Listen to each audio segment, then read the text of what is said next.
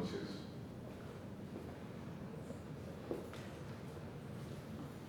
En nombre de AP Cultural les damos la bienvenida a este conversatorio con la escritora Premio Nacional de Literatura, el galardón más importante de la República Dominicana en el año 2016, la escritora Ángela Hernández.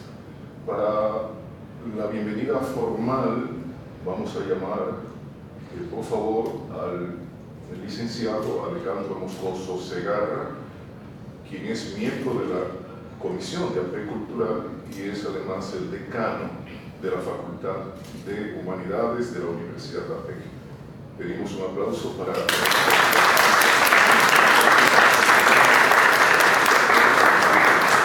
Muchas gracias, muy buenas noches, profesores, estudiantes, invitados especiales, señor Mateo Morrison, un privilegio tenerlo con nosotros, señoras y señores, amigos todos.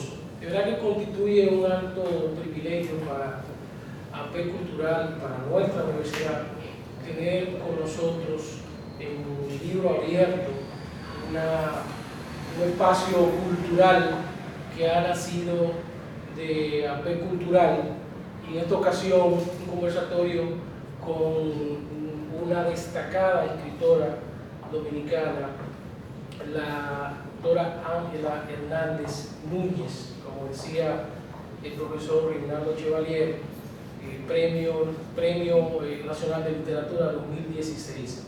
Pero además de ser una destacada escritora dominicana, también ha sido una ferviente defensora de los derechos humanos y civiles, principalmente los derechos de las mujeres. Sin más preámbulo, le dejo con Reinaldo Chevalier, quien va a coordinar y a moderar este interesante conversatorio. Muchas gracias, profesora, por estar con nosotros. Charamicos, que tiene una nueva edición y versión, y que Ángela empezó a escribir esa primera edición en los Estados Unidos cuando tenía una beca precisamente para escribir, una beca de creatividad. Otros títulos importantes son Mudanza de los Sentidos, que es una novela apasionante, que ganó el premio de novela Cole en su momento. Ángela ha ganado 2 veces el premio también nacional de cuentos con Piedra de Sacrificio, lo ganó. También ha ganado el Premio Nacional de Poesía con Alicornio, y bueno, es una gran, además de poeta y narradora, es una gran ensayista y sobre todo buena persona. Bienvenida, Ángela, gracias por aceptar esta invitación, y vamos entonces a escucharte y luego a compartir cualquier intervención del público, de los invitados especiales, profesores y estudiantes. Gracias, Ángela. Gracias, Nan. Buenas noches. Agradezco a AP Cultural y al conjunto de AP, y al doctor Alejandro Moscoso, que fue el primero que me comentó de hacer esta actividad, y al amigo escritor Nan Chevalier. Y agradezco la presencia de todos ustedes. Bueno, debo empezar diciéndole que yo me siento vinculada a AP porque aquí estudió hace unos años ya mi hijo, el único varón, Giordano Sosa. Estudió aquí Ingeniería Electrónica, y quiero comentarles que ha sido un estudiante, yo creo que ha hecho honor a esta universidad, porque después de terminar aquí obtuvo por mérito propio y por gestión propia una beca de la Fulbright, y hizo su maestría en Maryland, y allí se graduó también con honores. Aquí su graduación fue el número 1 de la facultad en ese momento, y en Maryland, que yo fui a la graduación. Él era una gente muy humilde, muy modesto, nunca lo van a ver diciendo nada de esto, pero yo quiero decir, porque yo creo que las las instituciones académicas, ¿verdad? Esto es un aval para las instituciones académicas. Y ir a una universidad de ese nivel de competencia y salir bien y salir entre los primeros. De hecho, yo fui a su graduación, hicieron 2 graduaciones, una a la general y una a un grupo que eran los que en todas las carreras habían obtenido las calificaciones máximas, ¿no? Y trabaja en empresas de tecnología de punta. Trabajó hasta hace poco en Qualcomm y ahora está en la Samsung, trabajando en la Samsung en Estados Unidos.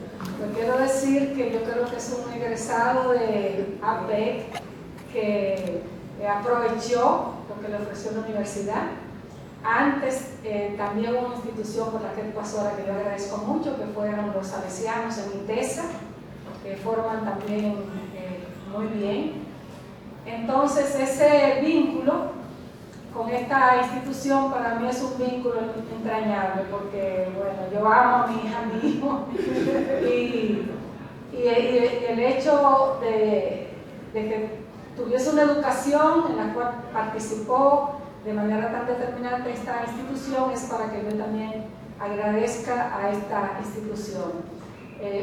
De hecho, cuando él terminó y regresó de Maryland, él estuvo aquí también, le pidieron que diseñara una materia de término, él la diseñó y cuando se fue dejó también una persona preparada y siguieron con esa materia, no sé cómo se llama, pero es una de las asignaturas como especiales.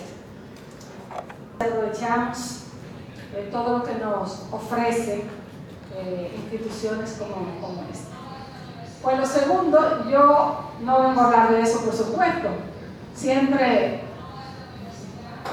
he visto hablar de mis hijos, porque cuando uno empieza a hablar de sus hijos, yo creo que les ocurre a todas las madres y a los padres también, pues uno siempre se llena la boca y ustedes no saben, ustedes que están aquí, ustedes no saben cómo su papá y su mamá celebran la vida de ustedes y cada paso que ustedes dan. Ese regalo que ustedes le dan a su padre y a su madre por el esfuerzo de una vida dedicada a ustedes. Ese regalo, esa satisfacción y esa alegría de ver a un joven o una joven abriéndose paso por el mundo y poniendo su parte para que este mundo sea un poco mejor que lo que lo encontramos. Esa huella que puede hacer cada uno de ustedes. No tenemos que tener renombre, ni sonar, ni nada de eso, pero todas podemos hacer esa huella. Entonces yo voy a leerles una página que escribí de Charamicos, que es como un resumen de la novela. Esa es una novela que responde a una de mis obsesiones. Yo creo que todos los novelistas hacen su obra por el empuje de obsesiones que no pueden evitar. Y de esas obsesiones vienen los temas. Uno dice, pero ven acá, ¿por qué yo no tomé tal tema o el otro, no? Es que los temas cogen a uno, vienen con uno. Uno no sabe de dónde vienen cuál es el origen de esas obsesiones, pero esas obsesiones tienen que ver con la experiencia de vida de cada uno, aunque uno no lo racionalice de esa manera. Tienen que ver, varias cosas le llaman demonios. Él dice que hay los demonios históricos. Para nosotros, los demonios históricos son la época de Trujillo, la Revolución de Abril, el 9/11, ¿verdad? Al-Qaeda, el ISIS, el Estado Islámico, todos esos son demonios históricos internacionales y nacionales. O sea, son situaciones que, para usar el mismo término de Vargas Llosa, abren un cráter en la cultura o en la historia o en la experiencia de los individuos, ¿no? Entonces están esos demonios históricos. La gente dice, pero ¿por qué sigue apareciendo Trujillo? ¿Por qué sigue apareciendo? Es que eso es inevitable. Después van a ser otros temas, pero eso es inevitable. Eso es, como en la literatura española, la guerra entre los republicanos y los franquistas. Eso, tú le das a Modena Grande, tú le viene, es un tema, ¿no?, recurrente. Pero están los demonios personales. Los demonios personales son aquellas experiencias que te marcan, sobre todo experiencias de la infancia, y que son distintas para cada persona. Por eso, 2 novelistas, o 5 novelistas, o 10 novelistas, podemos trabajar el mismo tema y van a ser 10 novelas distintas. Porque está esa experiencia personal. ¿Qué es lo que a ti te ha marcado? ¿Por qué a ti te huele bien la avena y a ti te huele mal la avena? Porque la avena te recuerda a ti, a tu madre amorosa o a tu abuela, cuando tú te levantabas, que ya estaba el olor del café y el olor de la avena, y a otra persona le recuerda un lugar donde era maltratado y olía a avena, ¿verdad? Entonces, esas son las experiencias que te marcan. Tú dices, y a veces esas experiencias no están ni siquiera en la conciencia. Tú dices, ven acá. Bueno, yo mismo pregunto, bueno, ¿por qué el pepino es tan abominable para mí? Pues nunca he podido probar el pepino. Entonces, posiblemente yo me indigesté cuando estaba muy pequeñita. Bueno, quién sabe, posiblemente pasó algo malo y había pepino ahí. Quién sabe. Entonces están esos demonios personales, tienen que ver con experiencias violentas, traumáticas, con esas experiencias fuertes, que pueden ser domésticas, familiares, pueden ser del entorno, del vecindario, pero todos los tenemos, ¿eh? No vayan a creer que hay personas que tienen demonios personales y otras no. Todos los tenemos, unos más fuertes que otros, ¿no? O sea, todos tenemos experiencias que nos han marcado. Pero también hay experiencias que son experiencias positivas y favorables que también nos marcan definitivamente, ¿no? Y esas experiencias marcan tanto que se dice que toda la saga del tiempo perdido y del tiempo recuperado empezó con un olor. Empezó con un olor. El olor de tal cosa que empezó a desencadenarle la memoria a Proust. Y hay 7 libros, son 7 grandes novelas, son la saga y una marca en la narrativa del siglo. Entonces empezó con un olor. Entonces están también los demonios culturales. ¿Cuáles son los demonios culturales? Pues todos los libros y los autores que uno lee, que te influyen. Dentro de todos esos autores que uno va leyendo, detrás de cada escritor o escritora hay un montón de escritores y escritores. Porque nadie puede ser escritor si no ha leído cantidad. O sea, eso va parejo. El que quiere escribir tiene que saber que tiene que tener hábito y pasión de lectura.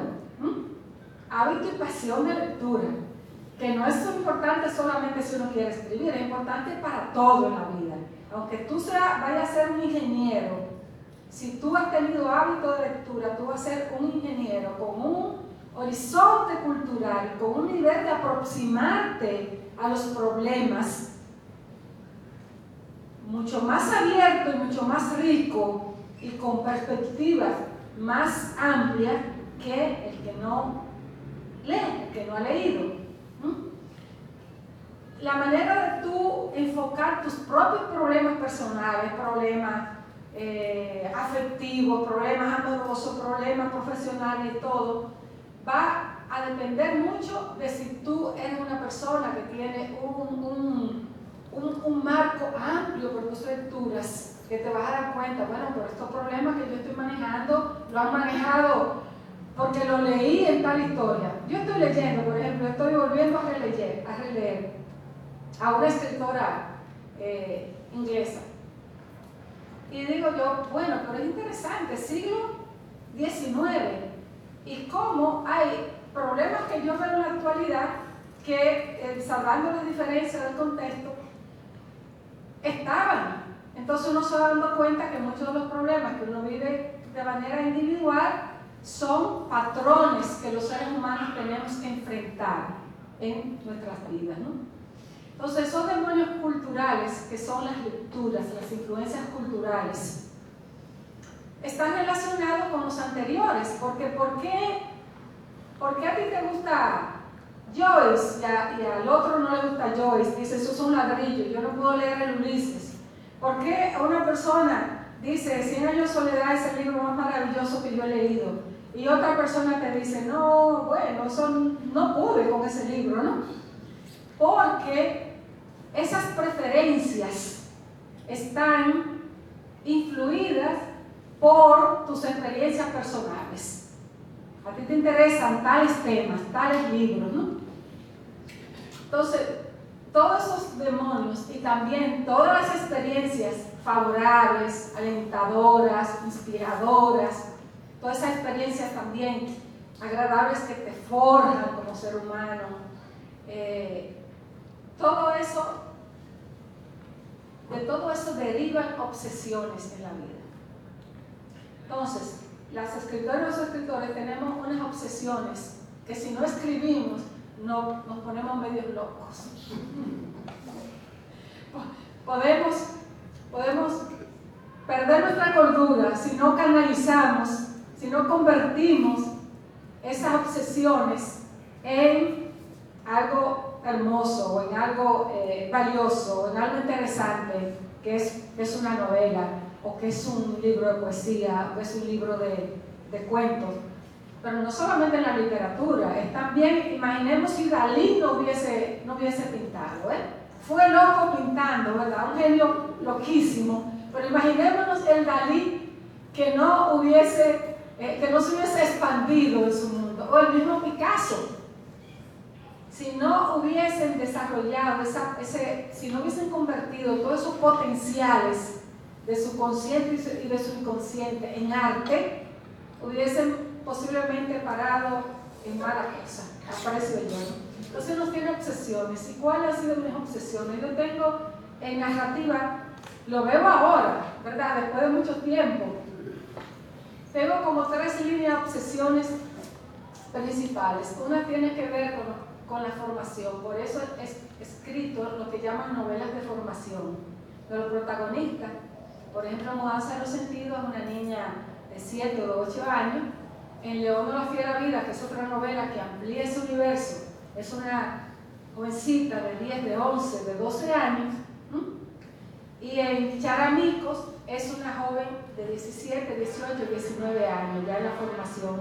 Entonces, eso de la formación a mí me obsesiona mucho, porque, bueno, eso no tiene explicación por qué me obsesiona, porque las obsesiones, yo hago toda esa racionalidad, pero en última instancia no tienen una explicación definitiva.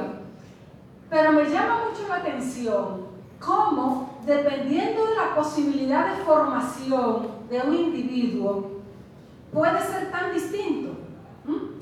Puede convertirse en un criminal, puede convertirse en un adicto que no tenga voluntad, que dependa de una sustancia, que dependa de cualquier sustancia, o sea, que pierda su voluntad. Puede convertirse en un fanático, puede convertirse en un médico milagroso, puede convertirse en un maestro que forja generaciones. ¿Cómo un ser humano, dependiendo de ese proceso de formación, puede terminar en siendo lo mejor o lo peor? Porque como decía Pascal, podemos ser una bestia, los seres humanos podemos ser una bestia y podemos ser ángeles.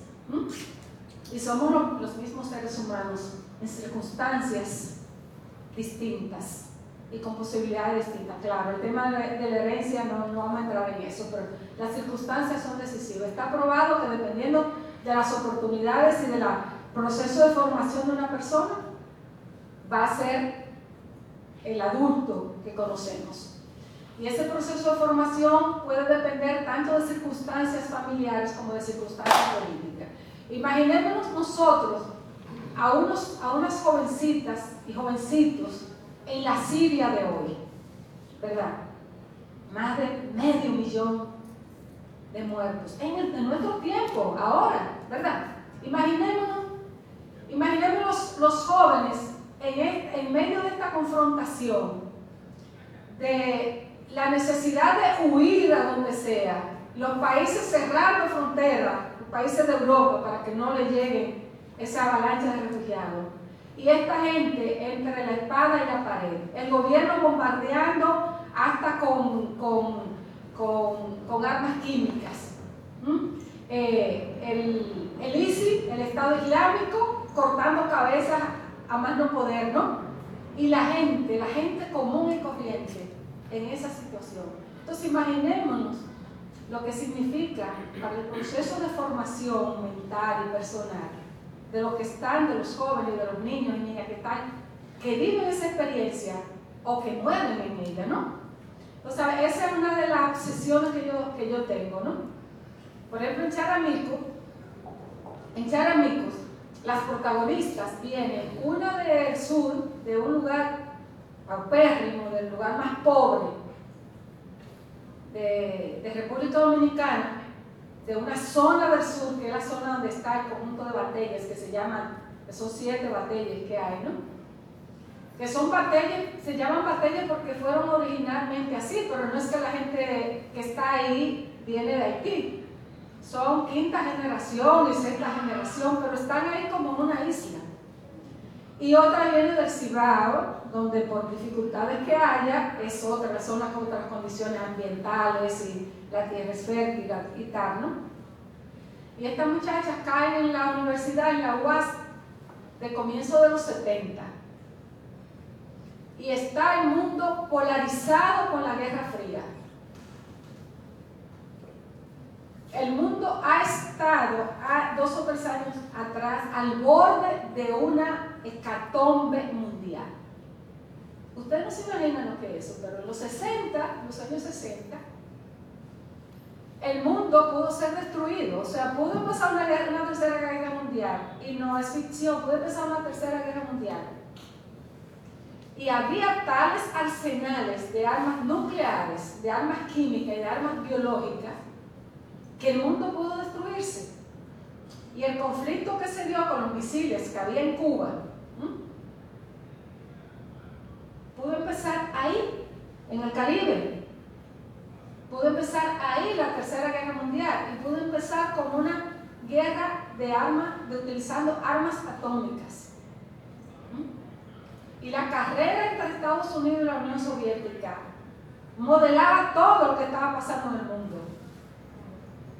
Estábamos en una sociedad polarizada. Aquí se acababa de salir de la tiranía de Trujillo, de elegir o sea, pasan tantas cosas en esos años, entre el 61, ¿verdad? Que cae Trujillo, y el 78, que es el momento en que termina la novela. En este país pasan tantas cosas. Se elige por primera vez un gobierno democrático, Juan Bosch, ¿verdad? A los 7 meses derrocan a Juan Bosch.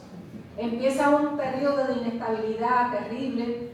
Se va un grupo a las montañas, establece una guerrilla queriendo que vuelva a la Constitución. Los matan casi a todos, la guerrilla de Manolo. Ocurre por San Juan, ¿verdad? Bueno, por esa zona, pero más bien déjame ver cómo se llama la comunidad, he estado ahí, pero bueno, donde está la agüita de Liborio y todo eso por ahí. Los campesinos espontáneamente empiezan a fluir hacia un sitio y forman una comunidad que se llamaba la Bella Aurora. Todo esto pasó en el 62 y hacen como un mundo aparte, con su propio código religioso, llevan todos sus mulas, sus caballos, sus enseres, y hacen una especie de pueblo con su propio código. Y ocurre una masacre, o sea, entra el ejército allí y se perpetra una masacre que era la más terrible que ha ocurrido en el país. Todo eso está ocurriendo en esos años. En el 65 ocurre, bueno, todas todo el movimiento por volver a la constitucionalidad, ¿verdad? Ocurre la guerra del 65 y vienen 42.000 tropas extranjeras y ocupan este país y apagan la revolución. Y después viene el gobierno de Balaguer y los 12 años de Balaguer con una sociedad sumamente polarizada. Entonces, en este contexto, estas dos chicas llegan a la universidad, llegan a la UAS. Y la UAS, en medio de todo esto, porque antes de los 60, la universidad era una universidad elitista, o sea, eran pocos y muy selectivos los estudiantes, también de las familias más ilustres, de las que más podían, de las relacionadas con el gobierno. Y ocurre en la UAS algo que se llama el movimiento renovador, que trata de sacar todo lo que son profesores trujillistas, todo lo que representaban esa época oscura, y abren la universidad que pueda ir a estudiar todo lo que quiera. Y por eso llegan estos grupos de los campos, llegan a estudiar, y de los pueblos y de los barrios, llegan a estudiar a la UAS. Y hay un comedor universitario que tú comes con 25 centavos, y hay unos autobuses que tú, aunque te estrujan y te desbaratan, porque es a la fuerza que uno entra en uno, y tú sabes, lleno de golpes, pero eran gratis, ¿no? Y entonces un ambiente de efervescencia también, de que íbamos a transformar el mundo, de la utopía, todo lo que se le ha dado de los movimientos juveniles en Europa y en Estados Unidos y en Latinoamérica, se da aquí en los años, básicamente en los años 70, yo diría, ¿no? Bueno, aquí está Mateo, que era uno de los protagonistas de ese periodo, y por allá está José Rafael Sosa, del Movimiento Cultural Universitario. Y estaban todos esos grupos culturales, la rondalla, la poesía coreana, el cine de la UAS, donde veíamos las películas del momento, a Pasolini, a Fellini. Entonces uno llega a Jarabacoa a ver a Pasolini, a Fellini, a oír las críticas de cine, los cineforos. Y entonces hay una atmósfera que es irrepetible, porque cada época tiene su atmósfera. Entonces, es el tiempo. Y mi obsesión era contar ese tiempo, porque además empecé a escuchar en un momento de mi vida, empecé a escuchar una historia que no era lo que yo había vivido. Yo dije, pero ven acá, ¿yo tengo mi memoria falseada o se está manipulando la historia, se está tergiversando la historia? Y como eso es extremadamente preocupante, la tergiversación de la historia. Tiene una novela que yo les recomiendo que se llama 1984. Claro. Hay una película también, creo que la película se llama, no tiene el mismo nombre, creo que la película se llama Brasil. ¿Es Brasil? Sí. Sobre cómo se instala una dictadura total y cómo los ciudadanos llegan a ser controlados de manera absoluta, una historia que son las que permiten mantener ese control.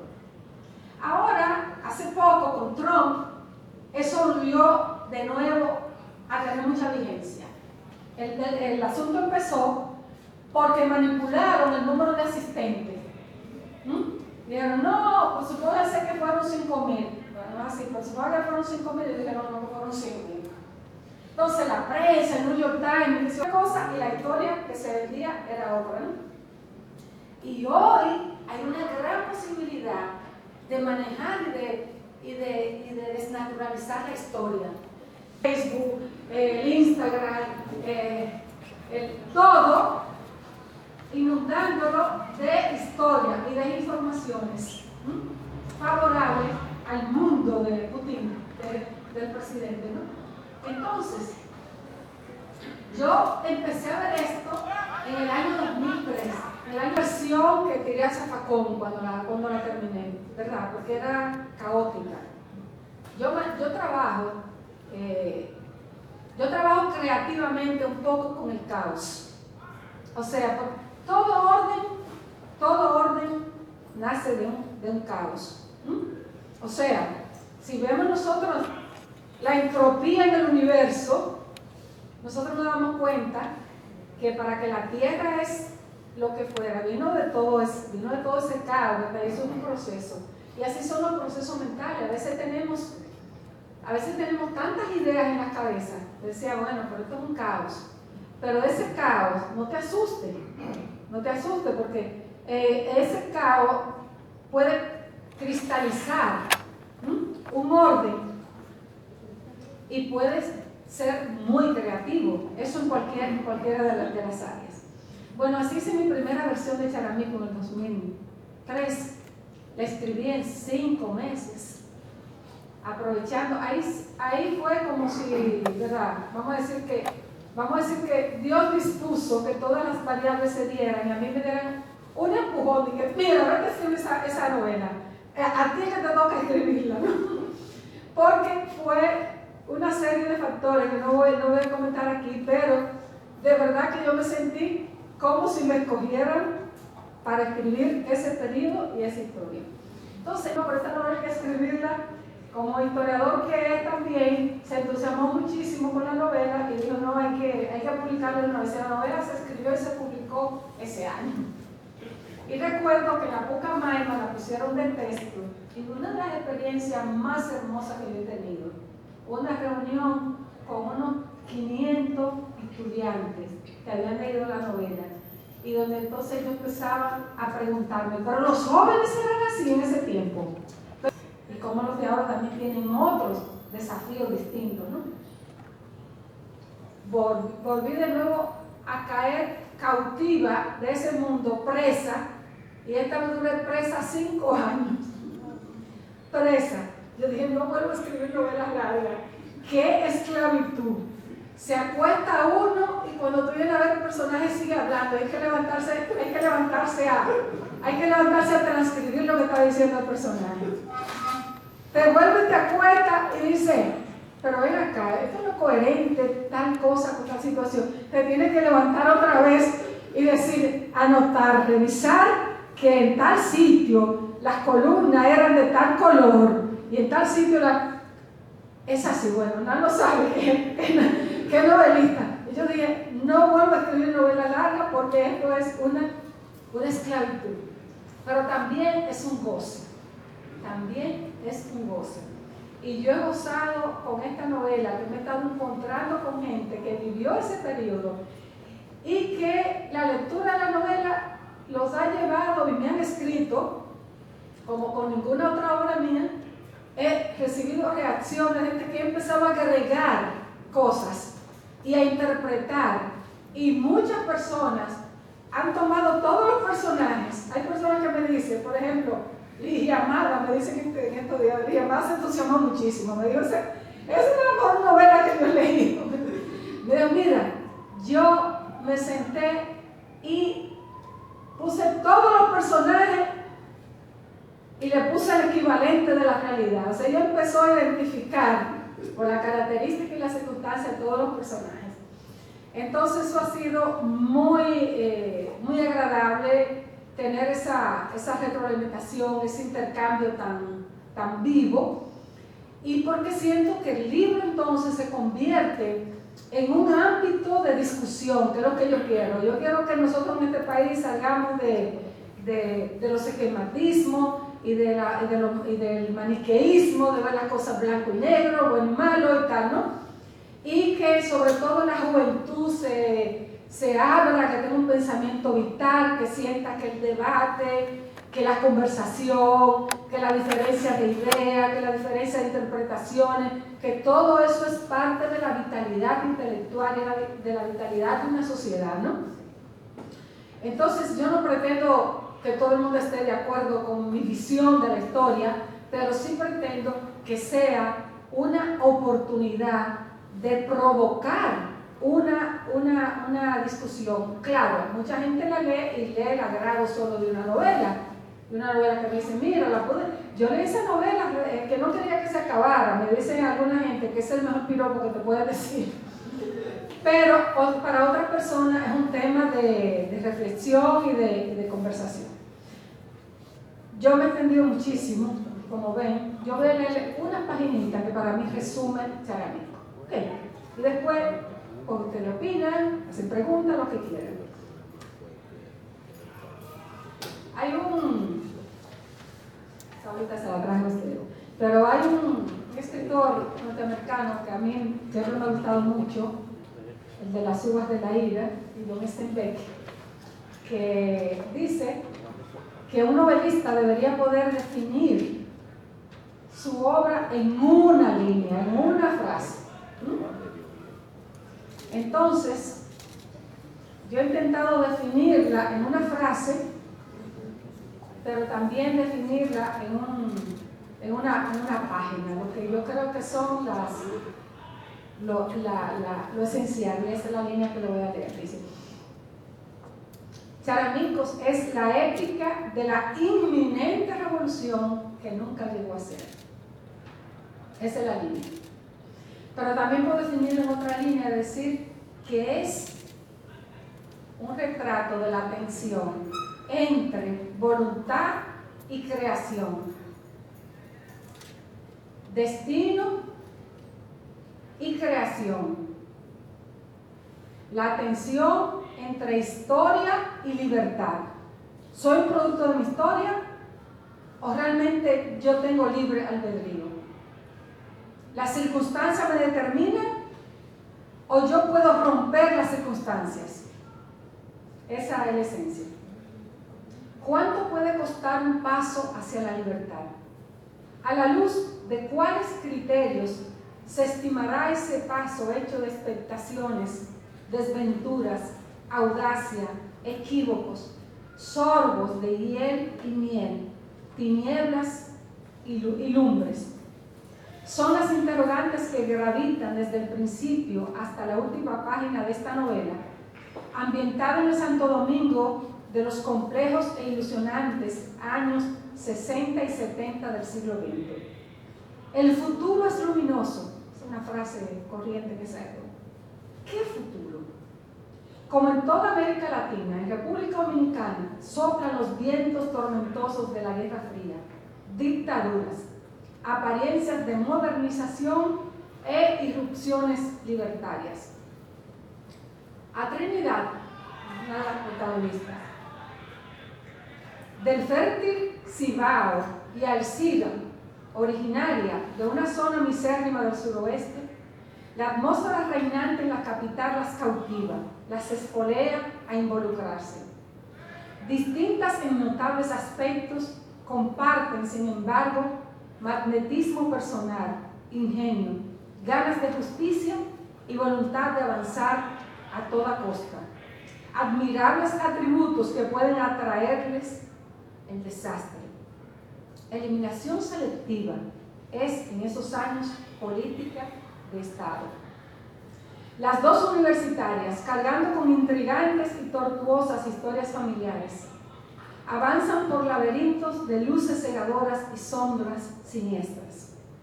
En un cerrar y abrir de ojos se hallan encarnando algún dorado desafío, algo grande, tan arduo como hipnótico, nudo de contradicciones y enérgicos llamamientos. Oleaje y hoguera es el lenguaje de la época. Y ellas bracean enfervorizadas por visiones de libertad, conocimiento, transformación.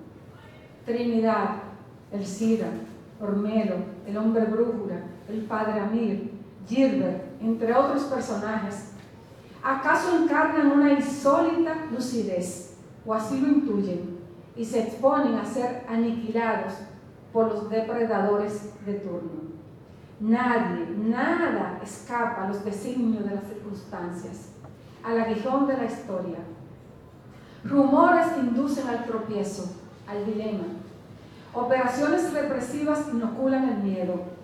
Se exacerba la astucia cuartelaria. Propensiones y acaeceres de signo contrastante se entretejen en la ciudad ruidosa y en la muda intimidad. La incandescencia del pensamiento, el remozamiento de la academia, la sordina de los sueños, el valor puesto a prueba, afanes, espejismos, camaradería. Se celebra y se sufre el concierto de las confluencias, de los ascensos, juanteos, lasitudes, enardecimientos y proyecciones. Y con todo sobrepujan los exultantes arrojos del amor, la lozanía de la creación, deslizándose en sensaciones e incidentes, como el agua que transita por pedregales, evidenciando su intrínseco poder. Muchas gracias.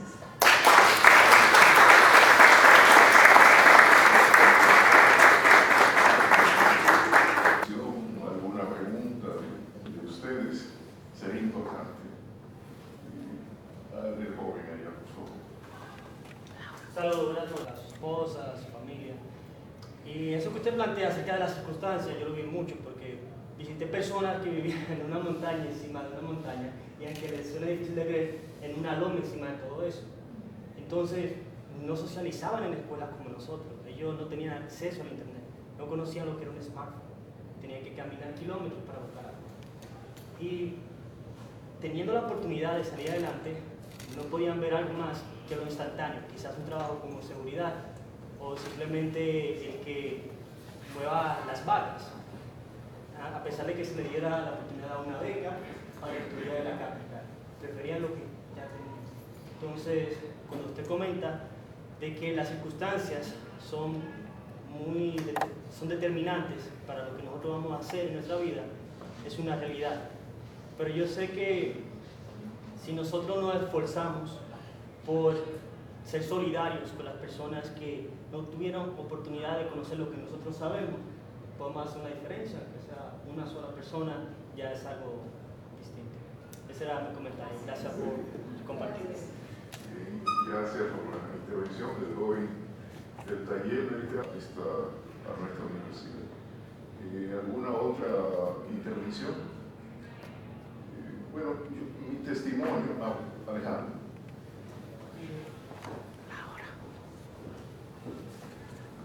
Hace unos meses nosotros estuvimos aquí en este espacio como invitado al historiador Franco Giacomo. Y él, en un libro, él comenta la diferencia entre historia novelada y novela histórica. Y ponía como ejemplo a Vargas Llosa o la fiesta del Chivo, que en un momento él consideraba que la fiesta del Chivo se daban los dos géneros, la historia novelada y la novela histórica. ¿Cómo usted considera este texto? Para mí, Charamico es una novela histórica. O sea, es una novela que tiene dimensión histórica. Más, se habla también de una diferencia que es novelas de dimensión histórica y novelas de situación histórica, que es otra manera. Para mí es una novela histórica, una novela de dimensión histórica, ¿no? Y yo creo que en la novela de dimensión histórica uno tiene mucho más libertad. Para mí el papel de la imaginación en mi narrativa es central. Entonces, el trabajar más la dimensión histórica que la situación histórica me permite mucho más la libertad que yo necesito. O sea, por ejemplo, el personaje que se inspira, el personaje que se llama Lidio Ormedo, está inspirado en Amaury Germán Aristi. Pero no quiere decir que son iguales, ni que van a ser exactamente lo mismo, porque este es un personaje de novela, es un personaje creado, inspirado por aquel, pero es un personaje creado. Y los principales personajes, que son las dos muchachas, son de ficción totalmente, ¿no? Pero sí hay esa dimensión histórica. Y yo realmente cuando empecé a escribirla no estaba pensando en novela histórica. Pero después que la novela empezó a circular, todo el mundo habló de novela histórica. Entonces yo dije, bueno, pues mira, es una novela histórica. Y entonces, pues después de la reflexión me di cuenta que era una novela esa de dimensión histórica. Bien. ¿Hay una intervención? Sí, yo escribí una pregunta el cual, bueno, encontré la respuesta en medida que se iba hablando, pero era obeso. ¿Cuál fue el motor que impulsó a él a empezar a escribir? ¿Y qué le ayudó a continuar y cómo pudo hacer para lograr escribir?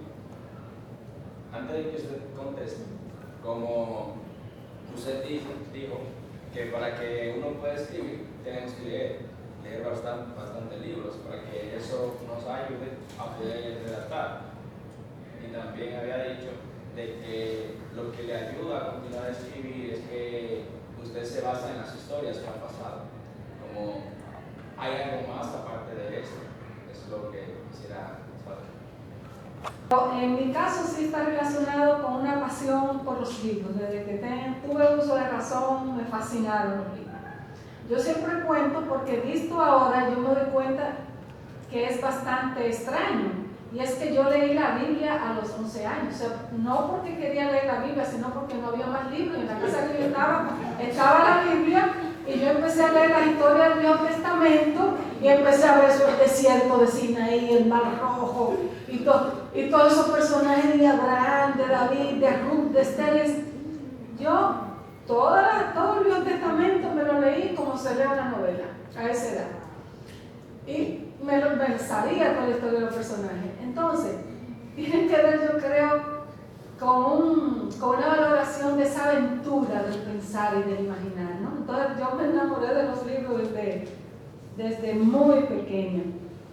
El motor final es que uno quiere decir, hay algo en uno que te lleva a querer decir, a querer crear. ¿Por qué querer crear?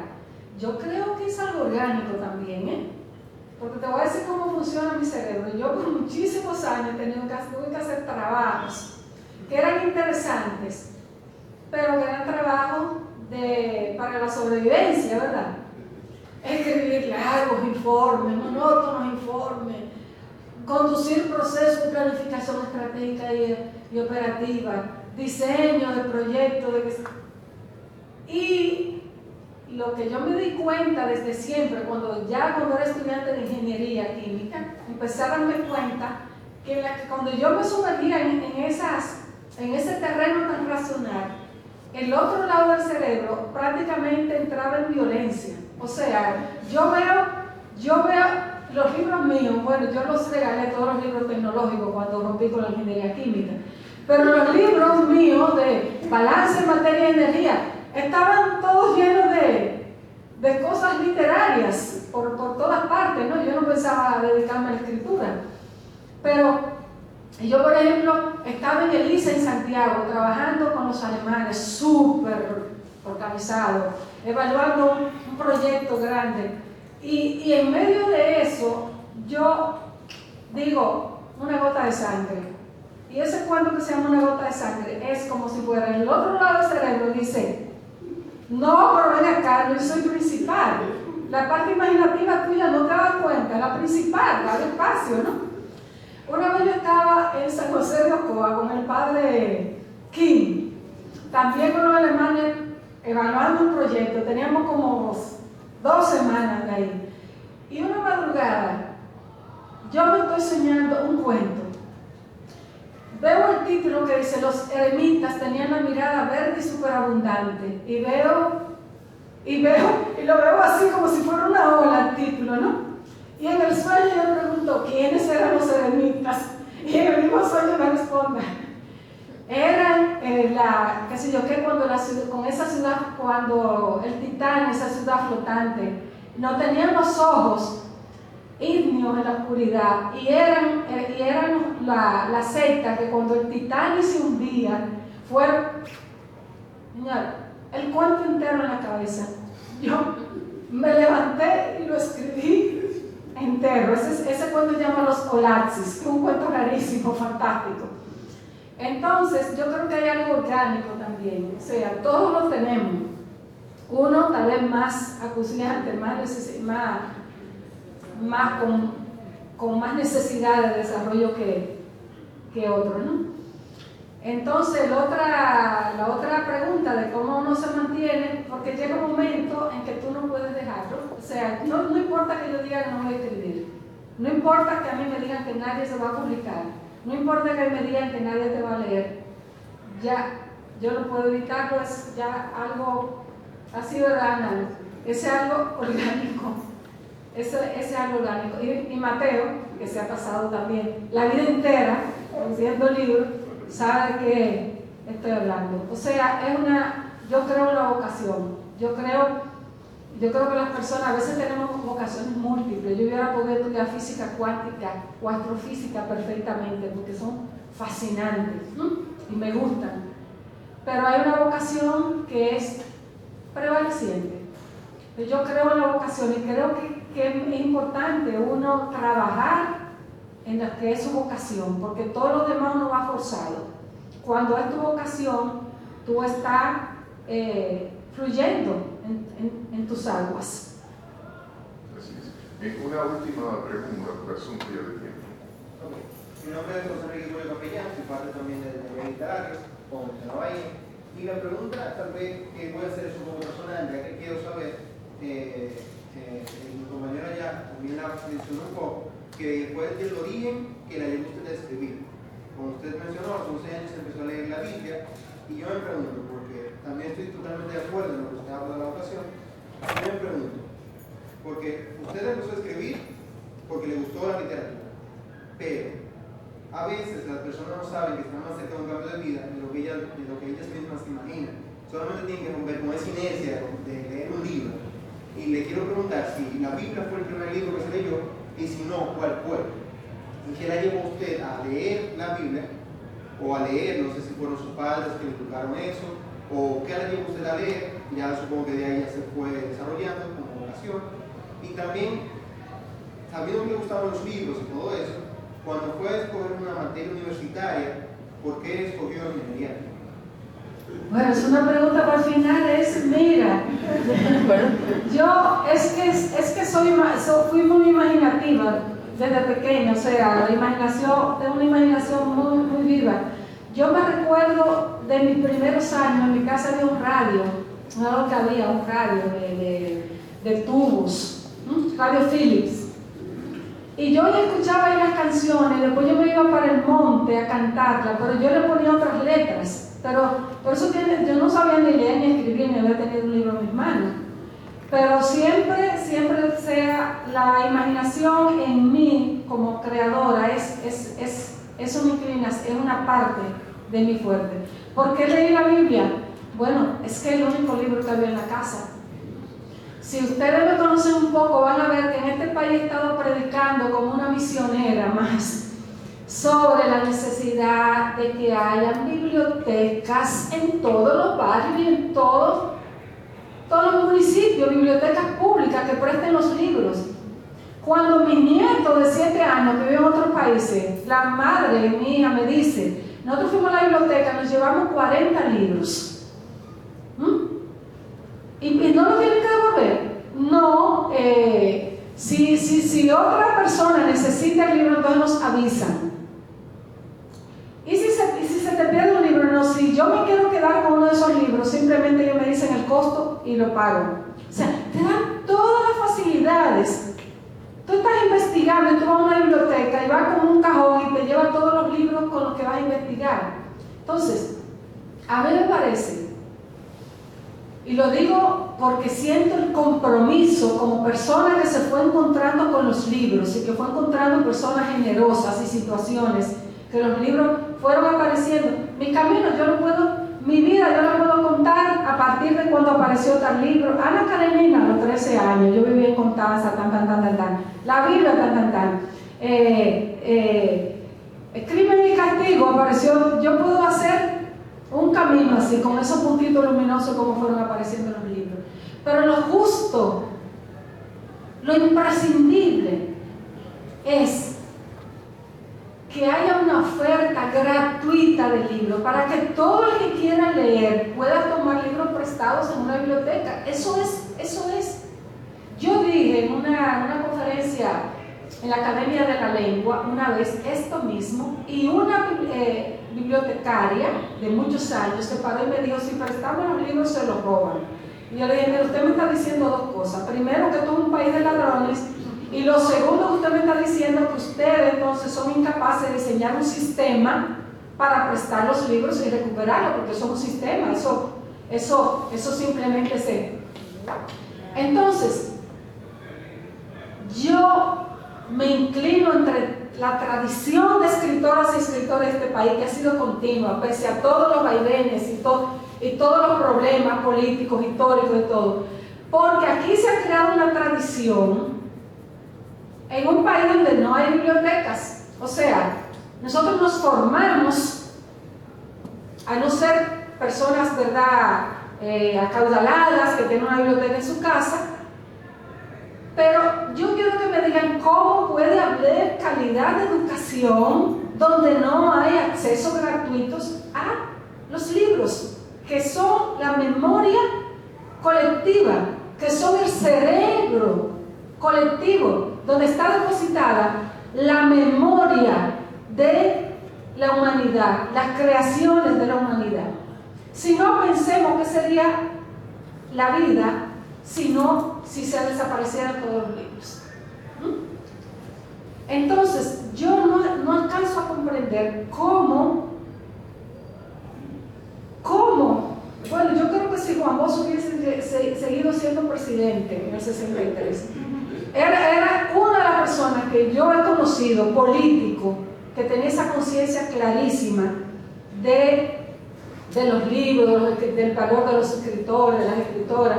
Yo tuve la oportunidad de sentir, igual que Mateo, su aliciente, su apoyo, cuando yo empecé a escribir, el político, el único que yo he conocido con esa concepción. Entonces, en un barrio hay 30 casas de apuestas, de lotería, pero no hay una pequeña biblioteca. Yo no estoy hablando de que construya un edificio. La UAS, la biblioteca que tiene ahora, con ese soberbio edificio, es más pobre que la biblioteca cuando yo estudié en los 70, y que yo hice investigaciones ahí en los 80 y yo iba a buscar. Ahora, esa biblioteca, por lo menos en literatura, porque lo he contactado, no tiene nada, no tiene un servicio. Entonces, leíamos lo que aparecía. Por eso yo leí la Biblia. Claro, me gustó. La Biblia es un conjunto de libros maravillosos. Pero después me llegó León Tolstoy, me llegó Dostoyevsky, me dio los narradores franceses y rusos del 19, que son verdad, maravillosos, y los ingleses. Eso me llegó por historia que no se la voy a hacer ahora.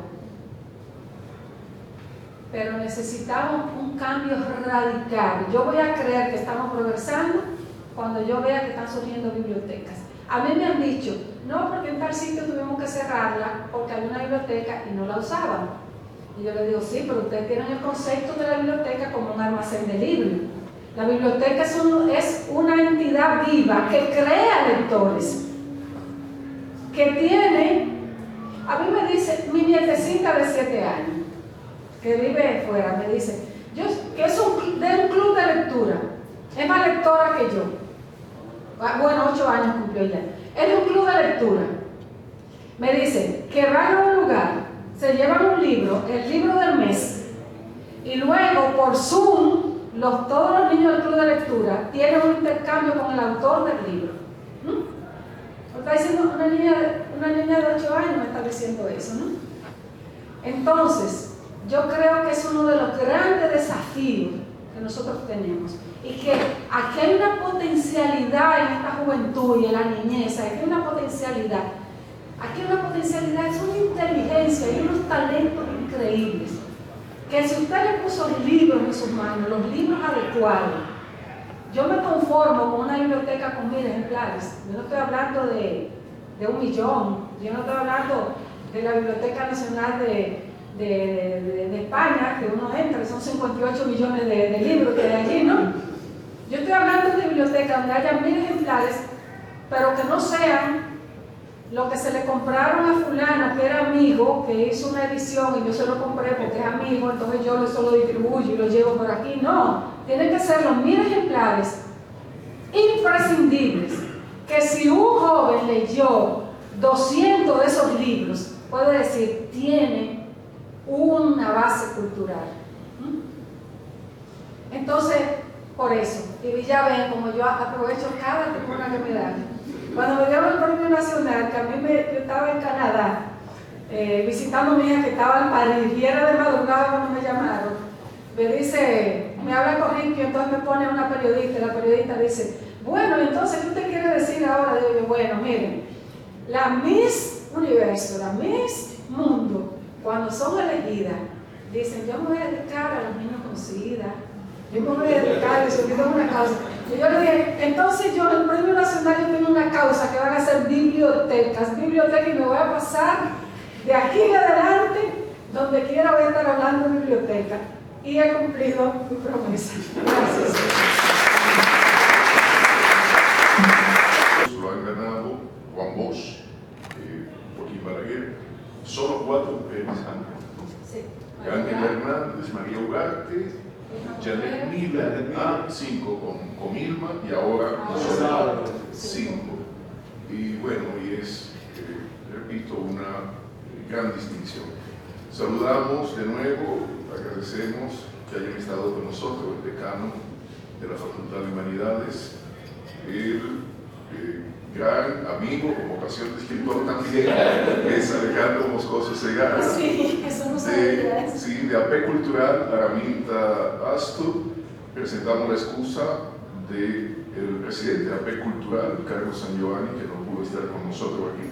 A la profesora Alicia, la veo por aquí, que es directora de Arte y Comunicación. Andrés, bienvenida, gracias que siempre nos apoya. Bueno, y Ángela, oh Dios, Ángela siempre ha estado cerca, como dice la canción de Fito Páez, Rosario siempre estuvo cerca, Ángela siempre ha estado cerca de las buenas causas. Para nosotros un lujo y lo vamos a recordar eternamente. Buenas noches.